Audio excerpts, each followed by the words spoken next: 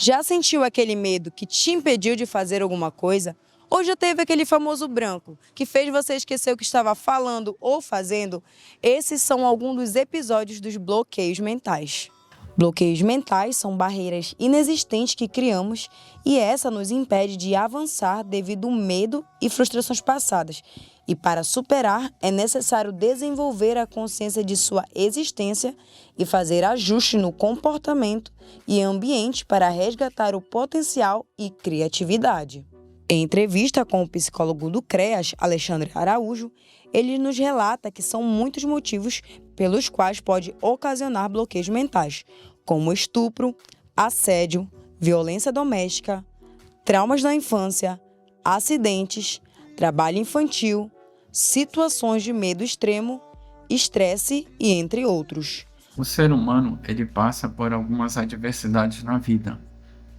Então, assim, a gente não descarta a possibilidade de dizer que essas situações, elas são dolorosas. O problema não é esse. Porque algumas situações você não pode ter controle, assim como também determinadas pessoas. Porém, você tem como controlar a forma como você enxerga as situações. Então, independente do trauma que você passe ou das consequências que houveram, você pode, mesmo assim, ainda ter liberdade para interpretar de uma forma que pode ser positiva ou negativa. Então, a pessoa ela pode ter causado em você um certo dano, mas a forma como você viu essa situação é que faz a diferença. Se você vê ela de uma forma limitada, uma forma muito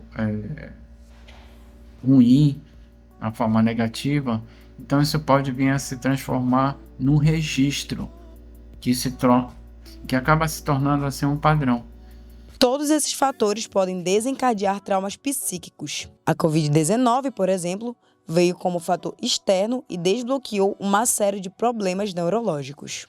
Quando isso acontece, você não consegue avançar na sua carreira, se torna uma pessoa que só faz aquilo que te mandam, não consegue ser proativa, fica sempre reativo, achando que alguém vai fazer mal a você, não consegue enxergar o melhor no outro e se torna uma pessoa tóxica no seu ambiente de trabalho. Consequentemente, não vai ter sucesso naquilo que se propõe a fazer. Alexandre também explica que você pode destravar esses bloqueios a partir de um senso de consciência.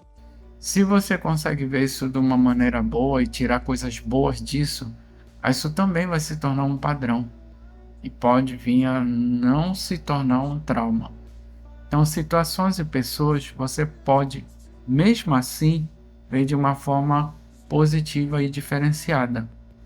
Cada pessoa tem um filtro, tem uma maneira de ver a situação. Então, esse filtro a gente chama de ego. E esse ego é a maneira como a gente interpreta a situação.